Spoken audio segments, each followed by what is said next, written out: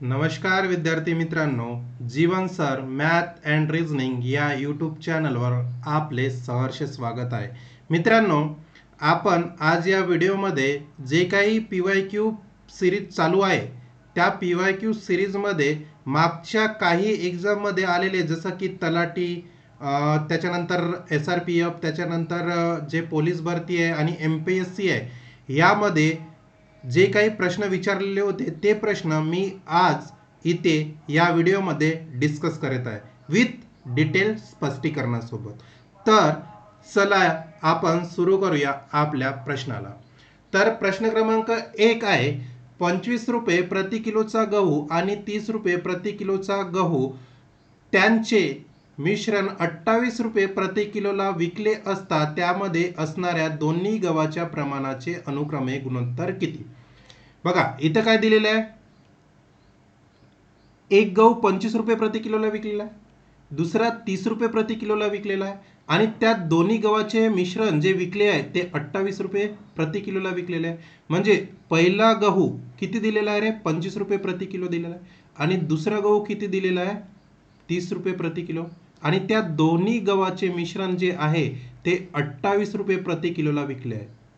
बरोबर आहे.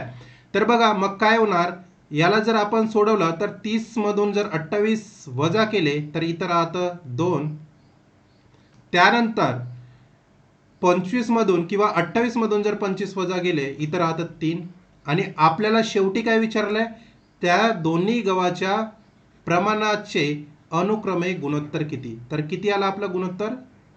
2:3. 2:3 म्हणजे पर्याय क्रमांक सी हे आपलं उत्तर असणार आहे. या मेथडला म्हणतात एलिगेशन मेथड. खूप सोपी मेथड आहे. तर अशा प्रकारे हा आपला प्रश्न होता आणि खूप इम्पॉर्टंट प्रश्न आहे हा. PYQ प्रश्न आहे, आलेला प्रश्न आहे, त्याच्यामुळे मी हा डिस्कस केलेला आहे. चला तर वळूया प्रश्न क्रमांक 2 कडे.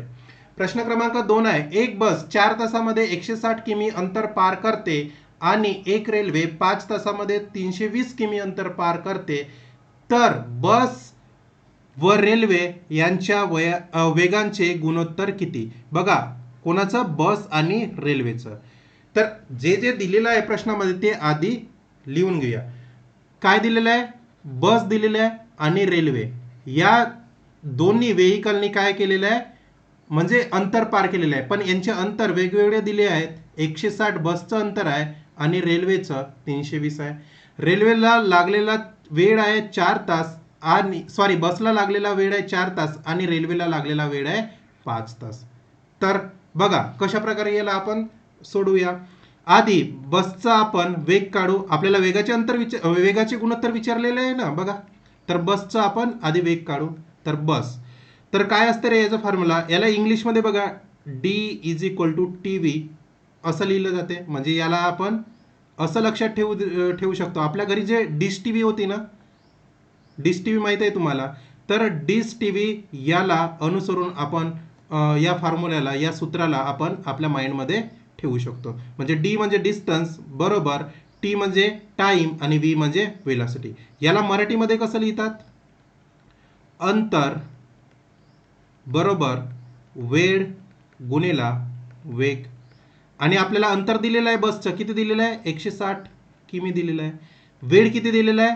4 तास दिलेला आहे आणि आपल्याला काढायचं आहे काय? वेग. मग काय होणार रे याचा वेग?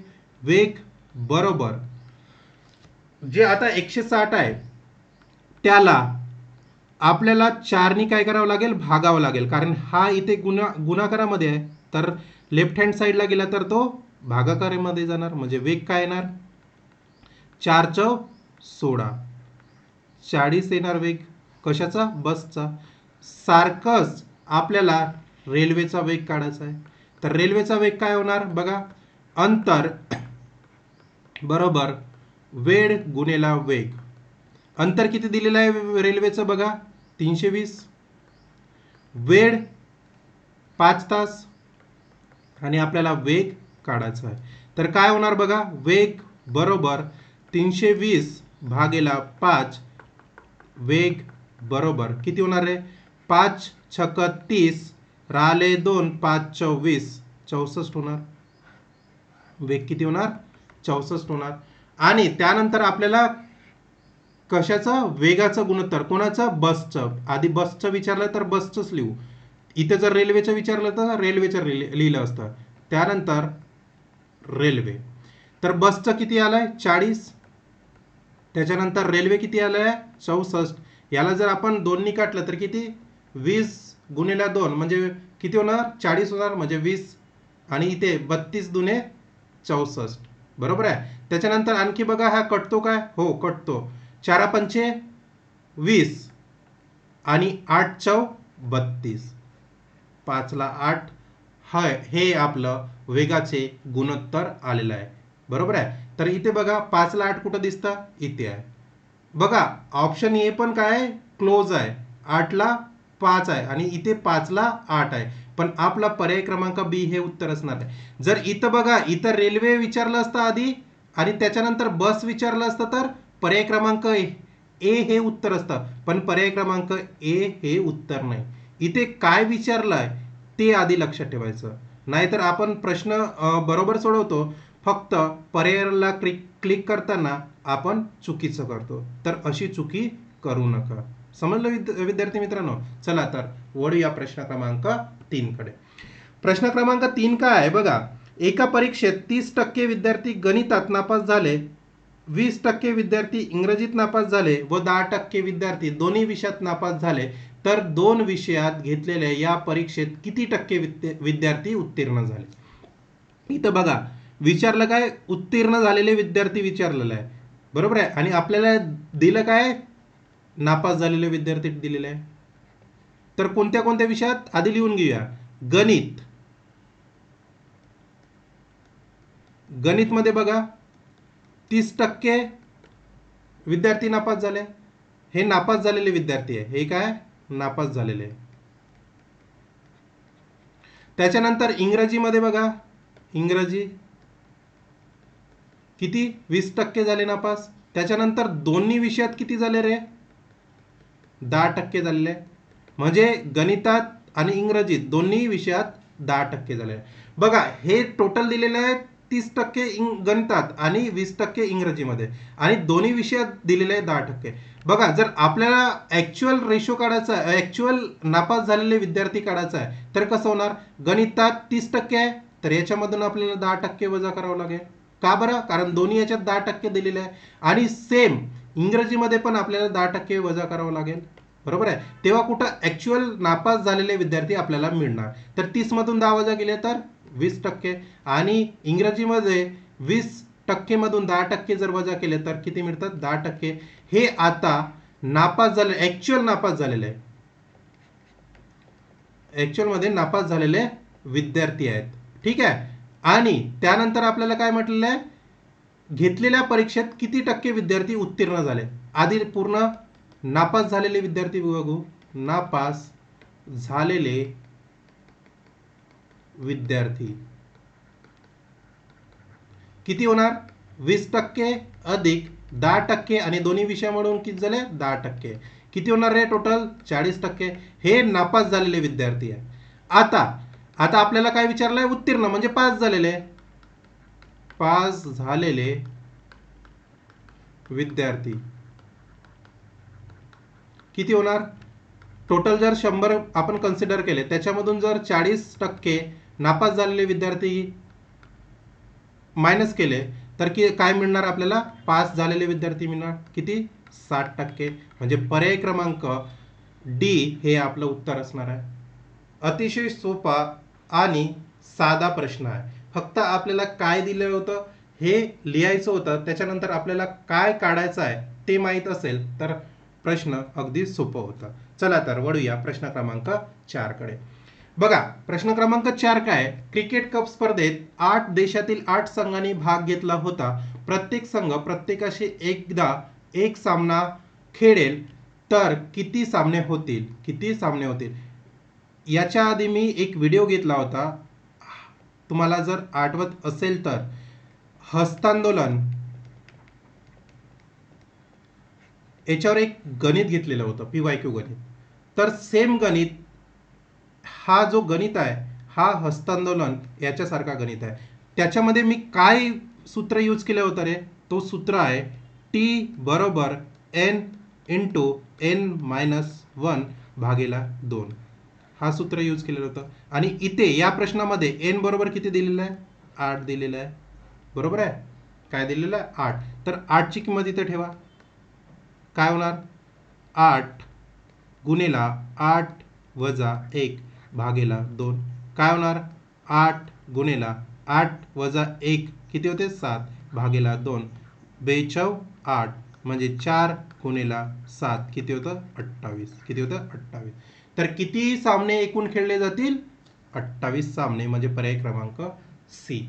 बघा, अतिशय सोपा प्रश्न आहे. अशा प्रकारे जर तुम्हाला विचारलं हस्तांदोलन सामने किती खेळले गेले, तर हा एक रामबाण उपाय सूत्र आहे. याला चांगल्या प्रकारे लक्षात ठेवा. ठीक आहे. चला तर वळूया प्रश्न क्रमांक 5 कडे. प्रश्न क्रमांक 5 काय आहे? अजयने 240 किमी अंतरापैकी 1/3 किमी प्रवास रेल्वेने केला, 5/8 अंतर प्रवास बसने व उरलेला प्रवास पायी केला, तर त्याने किती प्रवास पायी केला? बघा, इथे बघा अंतर सारखा आहे, पण जो रेल्वेने प्रवास केलेला आहे तो 1/3 किमी प्रवास केलेला आहे आणि 5/8 हा बसने केलेला प्रवास आहे. बरोबर आहे. आणि आपल्याला त्यानंतर काय विचारलंय? पायी केलेला प्रवास आपल्याला काढायचा आहे. ठीक आहे. तर बघा, आपल्याला टोटल अंतर किती दिलेलं आहे? अंतर किती दिलेलं आहे? 240 किमी दिलेलं आहे. त्यापैकी रेल्वेने प्रवास किती केला ते काढूया. बघा, मग रेल्वेचा प्रवास अजयने जो प्रवास केला तो रेल्वेचा किती केला? टोटल अंतर किती आहे? 240. आणि किती केलाय? 1/3. म्हणजे 240चा 1/3 किती होणार? 3-8 24, म्हणजे 80 किमी. हा रेल्वेचा प्रवास आहे. त्यानंतर बसचा प्रवास बघा, बसचा प्रवास अंतर सारखंच आहे. रेल्वे आणि बसचं अंतर सारखंच आहे. किती? 240. फक्त किती याच्यामध्ये बघा, 5/8 अंतर कशाने केला? बसने केलाय. म्हणजे किती होणार? 8-3 24 आणि 30 गुणिला 5 किती होणार? 150 किमी. हा बसचा प्रवास. आता आपल्याला जर टोटल प्रवास काढायचा असेल पूर्ण, तर काय होणार? रेल्वेचा प्रवास अधिक बसचा प्रवास किती दिलेला आहे? 80. म्हणजे काढलेला आहे आपण 80 आणि बसचा 150. तर टोटल किती प्रवास होणार? हा टोटल प्रवास होणार आपला किती होणार? 230 होणार. बरोबर आहे. आणि आपल्याला काय? पायी केलेला प्रवास काढायचा आहे. मग त्यानंतर पायी केलेला प्रवास. बरोबर आहे. तर बघा, टोटल अंतर किती आहे? 240. त्याच्यामधून रेल्वेचा प्रवास आणि बसचा प्रवास किती आलेला आहे? 230 आलेला आहे. त्याच्यामधून 230 आपल्याला वजा करायचा आहे. किती? 230. तर किती?